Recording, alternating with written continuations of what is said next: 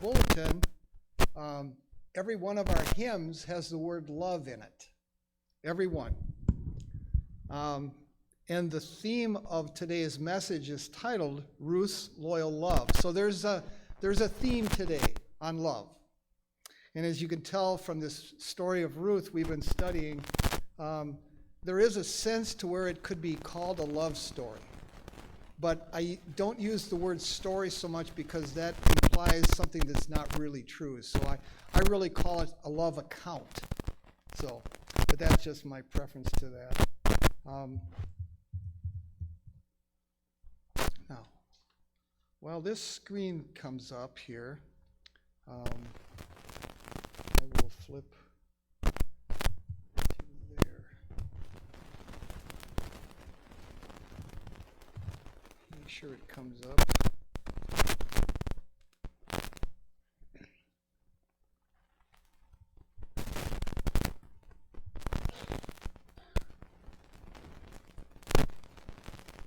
So I have some introductory remarks that are not written on the screen. I hope you can hear these. And I will also apologize that with the 7-week study of Ruth, it's really not enough. So I'm going to be taking some liberty with the time today, and you'll just have to be patient. We might go a little bit longer than my normal 39 minutes or 29 minutes or I don't know. I'll just apologize ahead of time. So if you really want to get up and go, you can always do that and watch it online. I want to give some credit for some of these introductory remarks to a man named Stuart Chase. And he taught on the book of Ruth, and I saw some of this, and it gave me some good insight into an introductory remark to this section. So these are not his exact words, but a lot of it comes from there. We'll find in the study today that between chapter 2, where we finished last week, and chapter 3, there's about 2 months that goes by. And maybe it's a bit longer, maybe a bit less, but I have here a bit of spiritual speculation about what's happening between these 2 chapters. There's 7 weeks, and it doesn't say much. So these are some spiritual speculations for your thought. Naomi must have been curious every day when Ruth goes to glean in the fields of Boaz. Each day, Naomi would say, "How did it go today, my daughter?" While she's gone, Naomi would be wondering, and when Ruth got home, she'd possibly say, "Did it go okay today, Ruth?" And Ruth would say, "Yeah, it was fine." And then Naomi would say, "Well, did anything special happen today?" And Ruth would say, "No, it's the same each day. I go, I glean, I do my stuff." Naomi will then say, "Well, how's Boaz?" And Ruth says, "Oh, he's fine." You can just imagine that conversation with her mother-in-law every day for 7 weeks. Well, today in a modern situation, if you were going to look at that situation, it might go something like this. "Hey, I don't see any updates on your social page, your status. You want to update your social status? I mean, it just says single. I'm not looking for a relationship or in a relationship or seeking a wonderful guy. It just says single.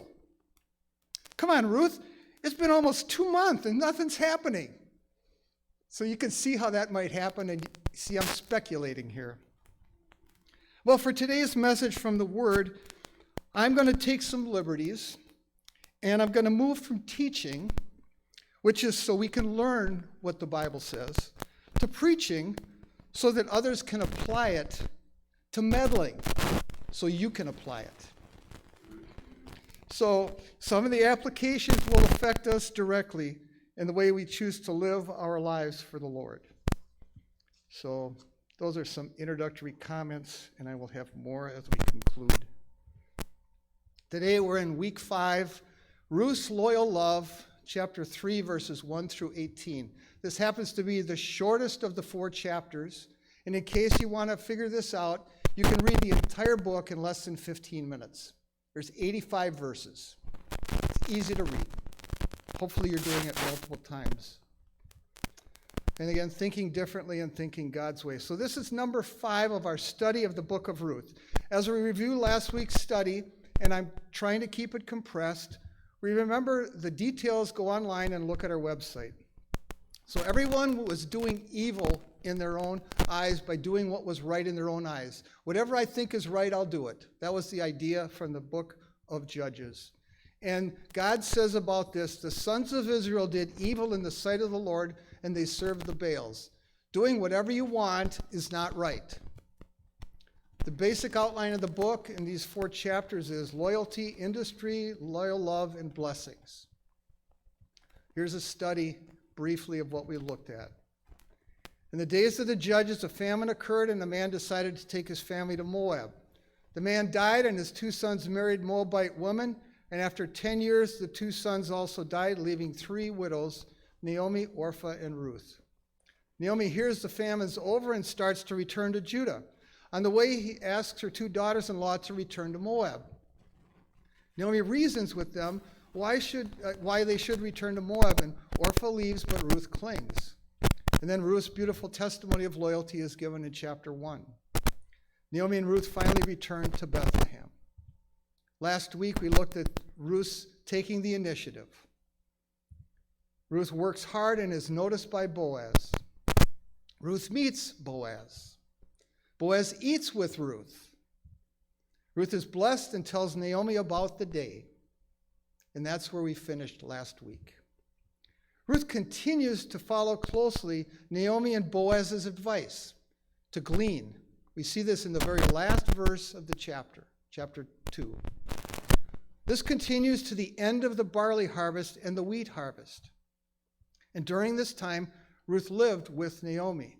She stayed with her. She promised to stick with her, and she did. The barley harvest occurred first, followed by the wheat harvest. And this could last for several months between the 2 harvests, from late spring to early summer. And the relationship and the romance that develops is implied from the account of the first day meeting and the continuing and ongoing activity of Ruth back and forth to the fields of Boaz, with Ruth following the advice from Boaz and Naomi. She followed the maids that Boaz told her to follow, and she went and she gleaned as Naomi told her. Note to those who are out there looking for advice in relationships, and we studied this last week, so it's just a reminder. Follow the advice of other good and wise people. There are people that know better than you, that have experienced more than you. Even if you're older, find someone that's got good advice. Wise counsel is a good thing to find. Follow after those who treat you well with respect and honor in every way. This is what should attract you, girls, to guys. Who's going to respect me and honor me? And the same goes for the guys. This week, we're going to see a bit of time Naomi consider. Oh, wait a minute. After a bit of time, Naomi considers it time for Ruth to make a move. She finally says, I got to get moving. So Ruth's loyal love, chapter 3. Naomi now instructs Ruth how to approach Boaz, the first 5 verses of chapter 3. Then Ruth asks Boaz to redeem her. Then Boaz replies to Ruth, and finally Boaz sends Ruth back to Naomi to wait for him to act, and that's what we'll be covering today. Verse 1. Then her mother-in-law Naomi said to her, My daughter, shall I not seek security for you that it may go well with you? We learn that Ruth continued to glean till the end of the barley harvest from the last verse of the previous chapter. And we can approximate that at the close of the first day of Ruth meeting Boaz until now was about 7 weeks. Compare Deuteronomy 16:9, and you'll see this harvest season for barley lasts 7 weeks. Then, the word then is occurring. It's the very first word in the chapter. So after the 7 weeks, then. After these 7 weeks, what was going on in the relationship between Ruth and Boaz? We speculated earlier. Nothing was changing. He told her he had interest, and she worked hard and honored him. And nothing else seems to be communicated. Boaz had extended favor, comfort, and kindness to Ruth, and Ruth responded with honor and humility back towards Boaz. So then, the key word then, Naomi puts her plan together to give Ruth and herself security, gladness, and happiness. Shall I not seek security for you? The word security here means the following things. It's a broad word. It means to be quiet. In other words, to be concretely a settled spot. Or figuratively, it can mean a home. To be settled in a house. To be secure in a home. And it's finally translated as a place of rest. Shall I not seek security and rest for you? This is a picture of a woman getting married, starting a home, having a family. That's what the picture is of this one word in this particular context. Now then, is Boaz not our relative with whose young woman you were? Behold, he is winnowing barley at the threshing floor tonight. Now, Naomi's been working on this for a while, and she's put together a plan. Is he not a relative? Technically, this is the word for acquaintance. Some say the word kinsman here. It's a little bit more general than that. It's not a specific, kinsman, but it's just an acquaintance, someone we know. And we also learn from the context earlier in verse 1 of chapter 2, the same Hebrew word is used when the author introduces us to Boaz. The author wants us to know that Boaz is connected to the family. He is actually legitimately able to do what he's going to be asked to do, to redeem them, because he's related to them. We learn that Naomi is aware of that Boaz is an acquaintance because she says it here. It says he's a relative in some translations, but it's a general, we're related. Naomi has also said in 2:20 that Boaz is our relative. He is one of our closest relatives. So Naomi knows that Boaz is not just generally related, but he's pretty close to us. He's one of our closest relatives. And notice, Naomi does not say he is the closest. He is one of. So he's in a line, but not first. Naomi is aware that Boaz isn't the closest, but he's very close to the first. So she gives some instructions to Ruth. Now, I'm pretty sure most of this stuff is pretty obvious, but she's making sure. Wash yourself, therefore, anoint yourself, and put on your best clothes, and go down to the threshing floor, but do not reveal yourself to the man until he has finished eating and drinking. So to get Ruth prepared for the next phase, Naomi instructs her to wash yourselves, therefore. Get cleaned up from working in the field. You know, when you come home from a laborious job, you've been sweating and you got stinky clothes on, and you need to even a normal person would want to get cleaned up. But this was a special time, and Naomi says, you take a special bath today. Anoint yourself. Put on fragrant oils. The word to anoint is really a term for oil, but it's oil with some fragrance. Make yourself look good. Put on something on your skin. Do that blemish stuff. Do whatever that is. You know, you can take some liberties with it, but basically it says, make yourself look nice. You know, anoint yourself. And put on your best clothes. Now, this is a little bit of an extrapolation from the word. The word just generally means to put on something. It doesn't say best clothes. It just says, and put on. That's all it says in the Hebrew, put on. Well, meaning likely, don't wear your work clothes when you go to see him. You know, those old grubby things with the dirt on them, and there's scratches and there's holes. And when you've been working in the fields day after day for 7 weeks, the elbows get worn out, the skirt gets damaged and stuff. Don't wear that junky old stuff. Put on. And you can apply from that something nicer. Not necessarily the best clothes, but whatever you got that's nicer than work clothes. That's the idea. And when you go down to the threshing floor, do not reveal yourself to the man until he has finished eating and drinking. We can have a lot of fun with this one, but I'll just take a brief moment. This tells Ruth to go discreetly to where Boaz will be and wait for him to finish his supper. So, you can take a little bit of a tangent on this one. So, you want to tell your husband something, and you got some news for him. What do you do with it?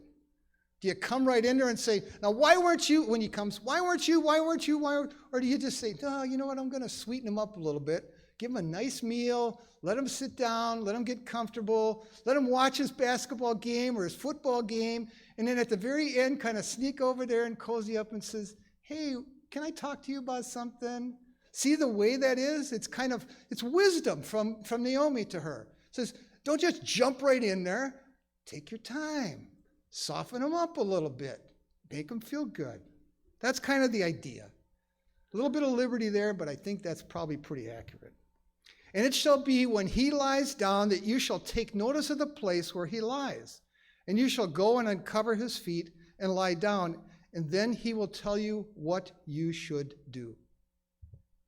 The last instruction tells Ruth to notice where Boaz will be sleeping. Keep an eye on him, watch him, but do it discreetly, do it quietly. And after he has fallen asleep, Ruth is to make her move. And then wait for Boaz to tell her what to do next. And this is all the farther Naomi's instructions go. The rest is left in Ruth's hands, and we'll find out in a few minutes what that is. And she said to her, Ruth says back to Naomi, all that you say, I will do. She's following the wisdom of this older woman. Ruth agrees to do what Naomi tells her to do, and she does it exactly. Ruth asked Boaz to redeem her, to marry her. So she went down to the threshing floor and did according to all that her mother-in-law had commanded her. The threshing floor was a place when they had the harvest and they brought all the stuff in, then they would take the stalks and they would shake them and they would knock the seeds out, and then the wind would blow and the chaff would take it away. And at the end of the day, you had a pile of grain sitting there on this floor, this large threshing floor. It was a very public, busy place. There's people throwing stuff up and the wind was blowing, it's going back and forth. So this is a busy place. There's a lot of people there. We see that Ruth follows Naomi's instructions precisely. She did this discreetly. And when Boaz had eaten and drunk, with his heart was cheerful, he went to lie down at the end of the heap of grain, and she came secretly and uncovered his feet and lay down. Things get interesting.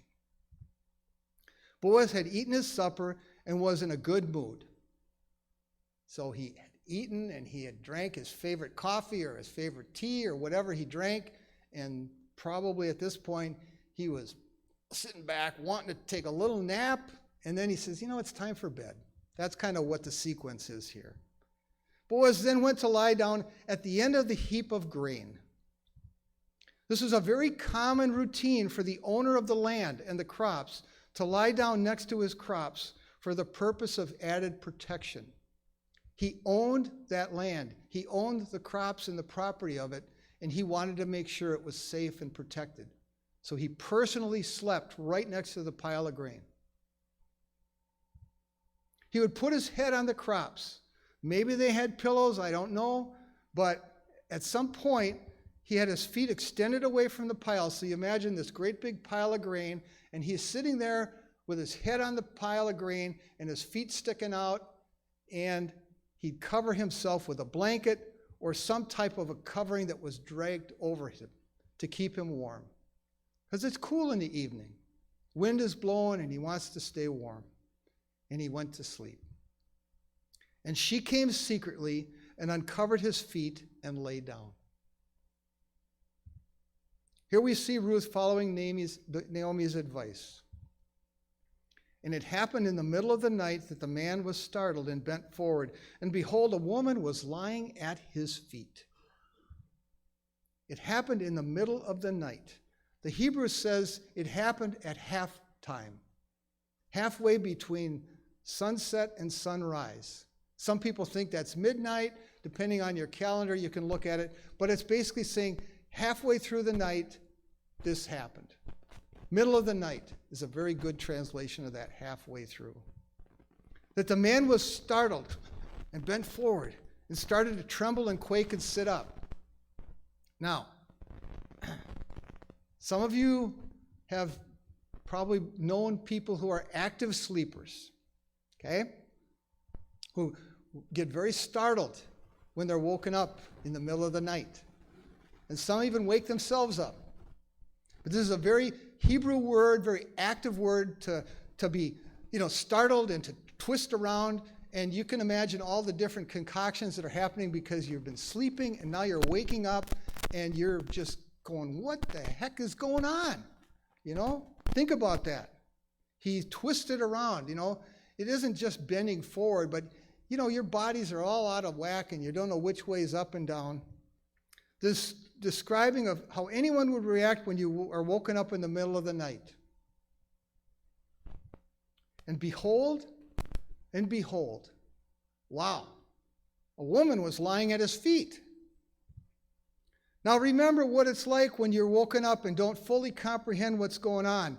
It's natural to wonder, what's going on? Am I still dreaming? Is this real? All of those things come to mind, right? Some of you are more dynamic than others. The way some are just going, oh, well, it's no big deal. Well, for Boaz, he's wondering what's going on.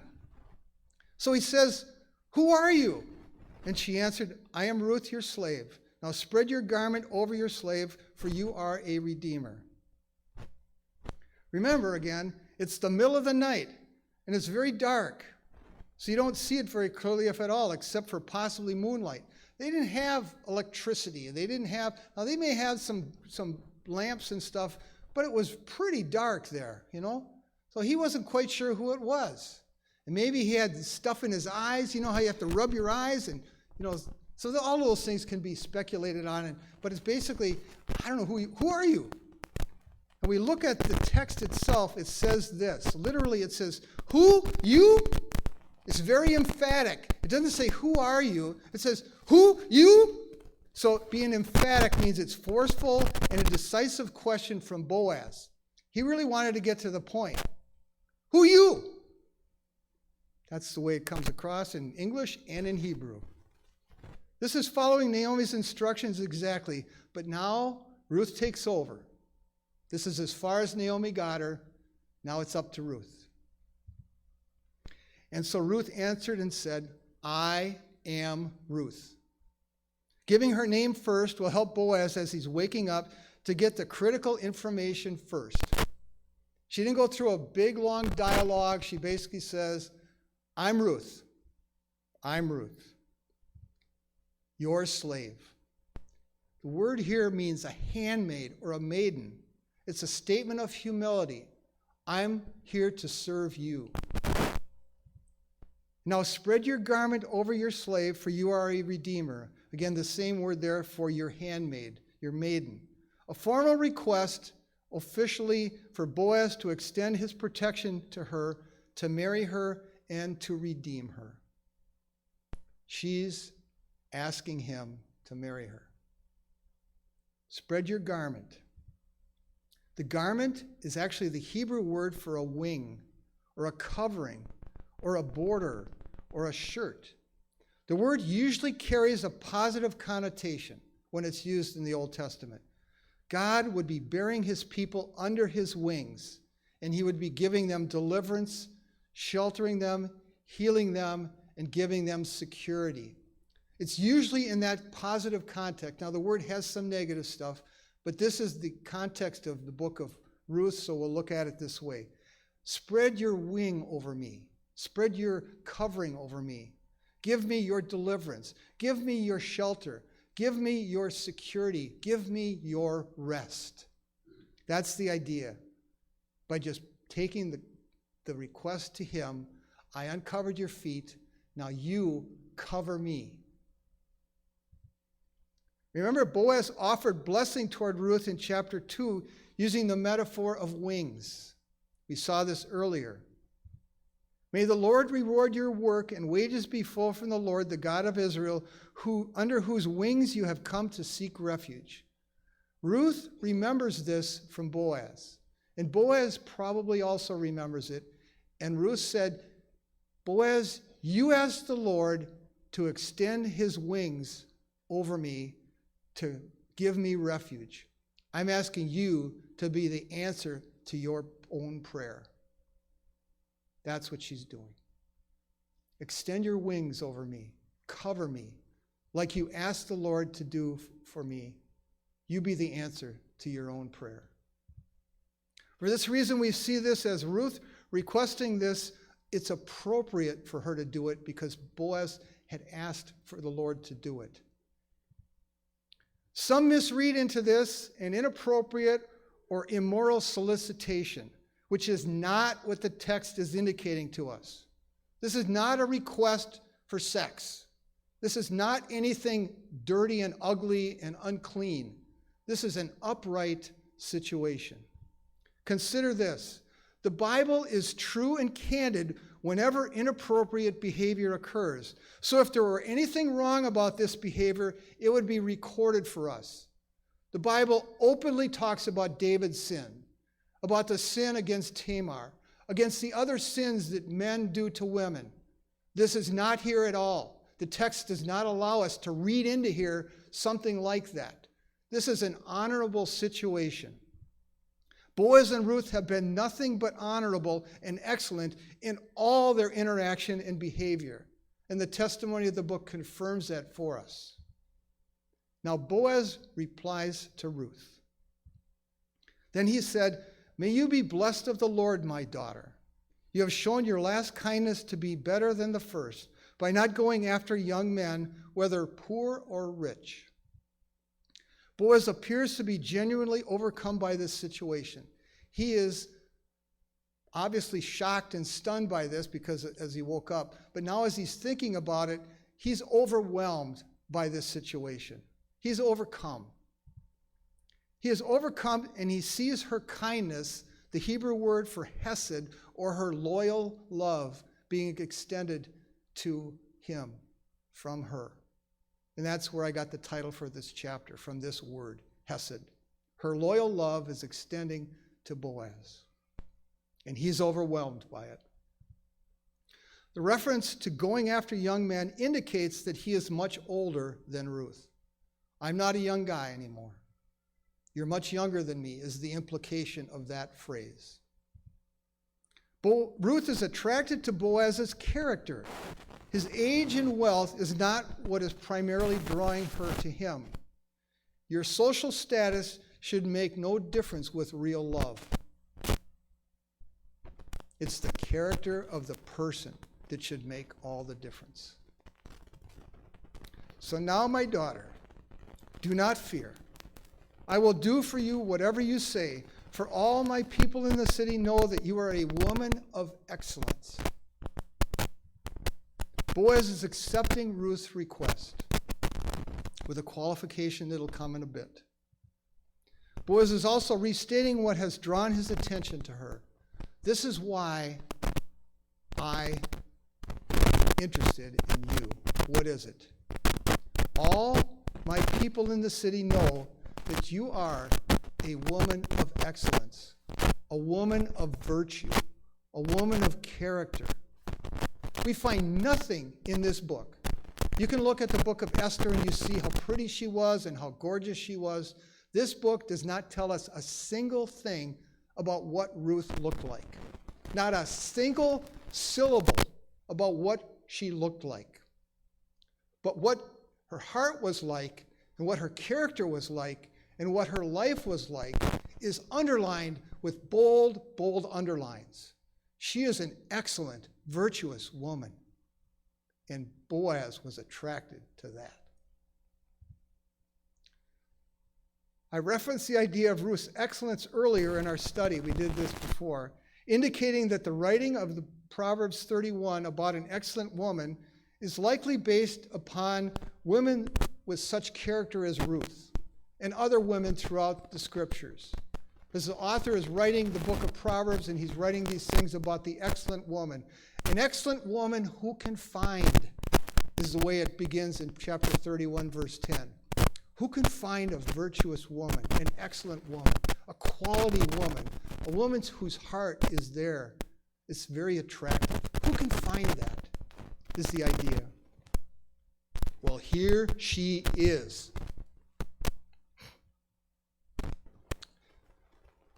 But. This is a hard word to look at. You think everything's gone right. Amen, they're going to get married, right? Then Boaz says, but now. Some translations say yet. Although it is true that I am a redeemer, yet there is also a redeemer, more closely related than I. There's this one little problem with this, Ruth. Just one. And now we have a twist to the story. Boaz agrees with Ruth and Naomi. He is a redeemer, and he sure wants to marry her and redeem her. He's already acknowledged that.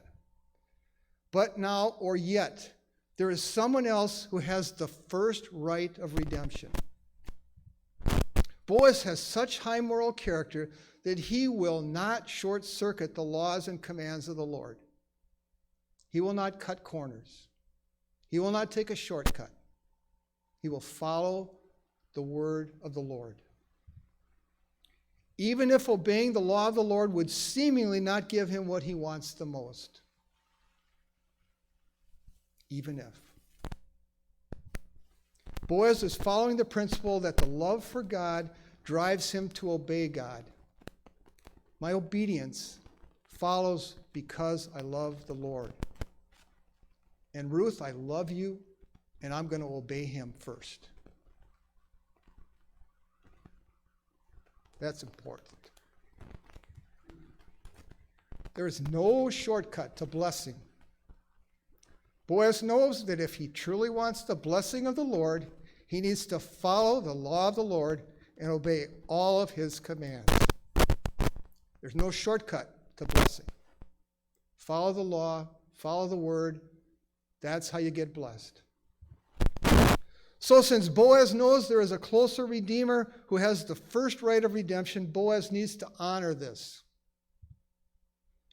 So he then concludes this interchange saying to her, well, remain this night, and when morning comes, if he will redeem you, good, let him redeem you. But if he does not wish to redeem you, then I will redeem you. As the Lord lives, lie down until morning. There's a lot in this verse. Boaz summarizes the situation like this. You know, the other guy gets first chance to redeem you. If he doesn't, I promise I will. That's the short version of that verse. Then Boaz closes his promise with an oath, as the Lord lives.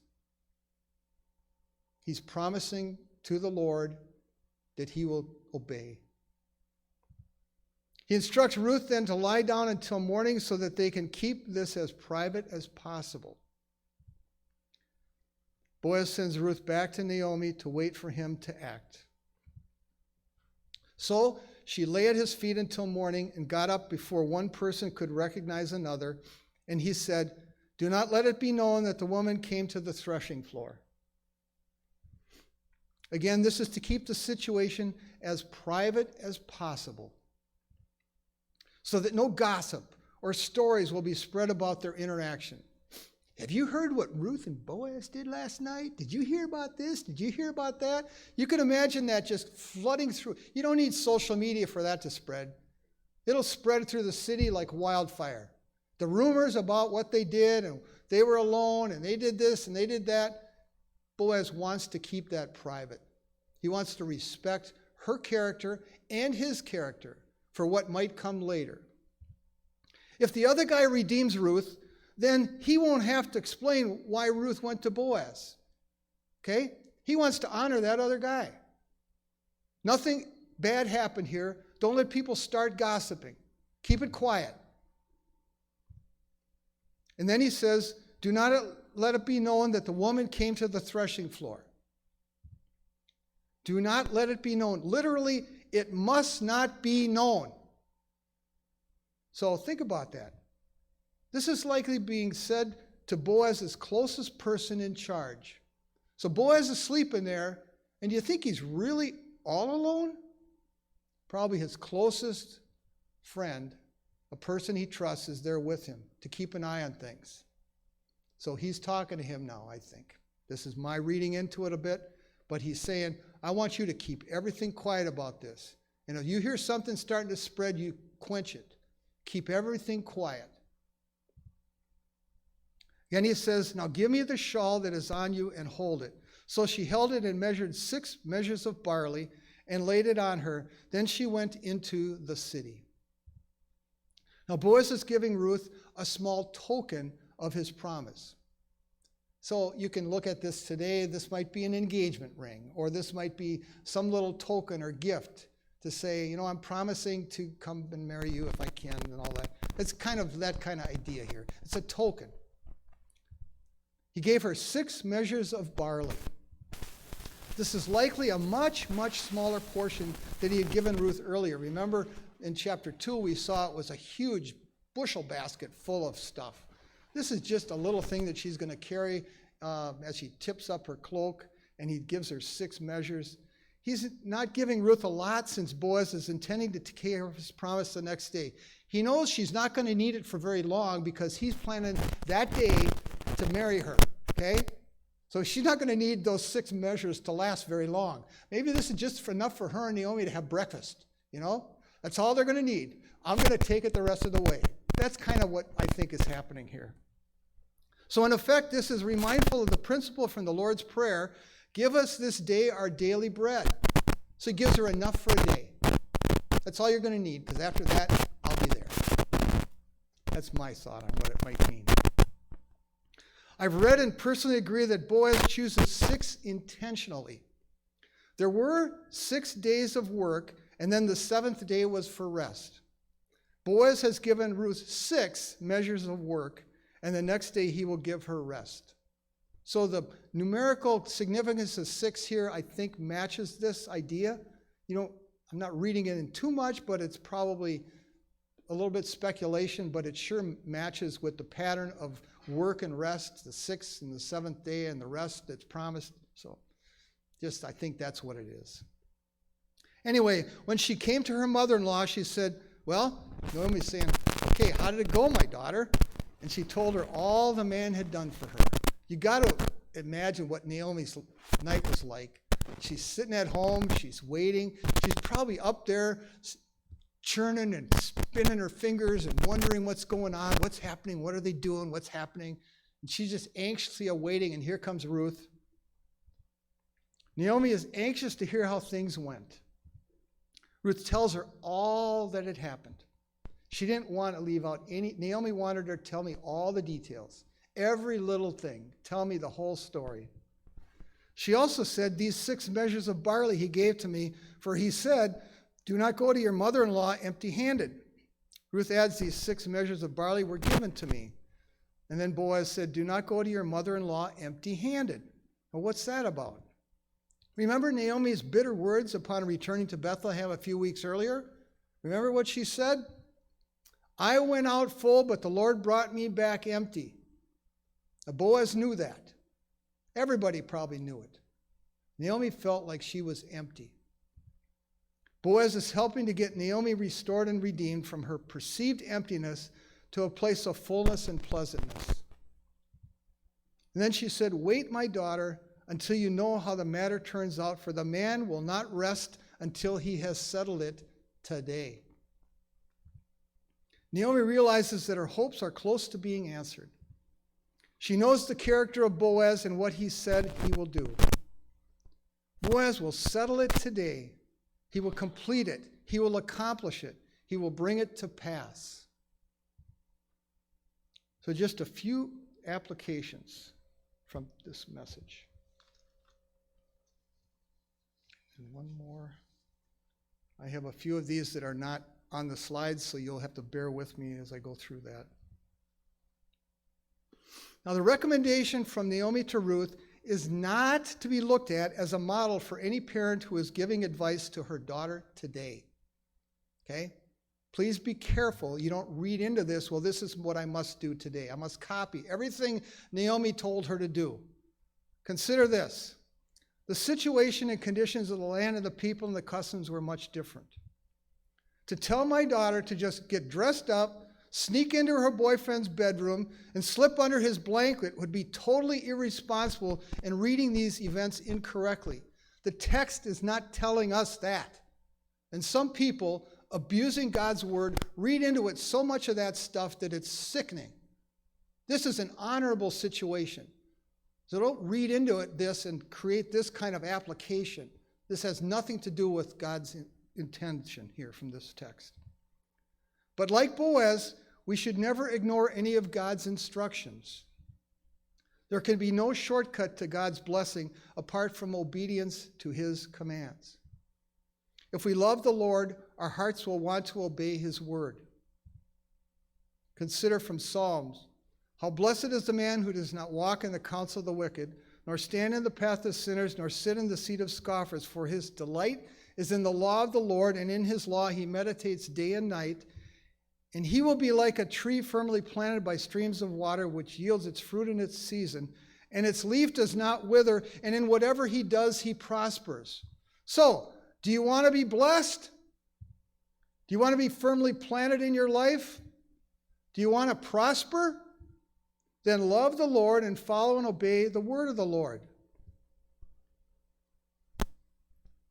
When I was a youth, I have this written down, so I didn't have time to put it up there. I'll read it to you. Hopefully you can get most of this. When I was a youth, a godly man told a group of us about a biblical principle he called the signposts. The illustration is easy to comprehend and apply. It goes like this. Like the signposts along the roads of life, the Bible gives us clear signposts to follow. The signposts come from the designer, and they give us guidance, direction, warnings, and cautions. And we can get to the destination best if we follow the signposts. But if I choose to ignore or kick down the caution signs like slippery when wet, or bridge can be icy after a cold rain, your journey will likely be bumpier and accidents will occur unexpectedly. Similarly, God has given his people in Boaz specific signposts to follow. He saw this excellent young woman who took care of Naomi, who loved the Lord, who worked hard, who respected me, and now she's telling me she wants me to marry her and redeem her. So all these circumstances must mean that she's the one for me. It will be okay if I just maybe ignore and kick over that small little sign that says there's somebody else that has first right to her. I can just ignore that one little word of God. The scripture may have said there is someone closer than me who has first right of redemption, but look at all these circumstances, how everything must be. It must be God's will. It must be.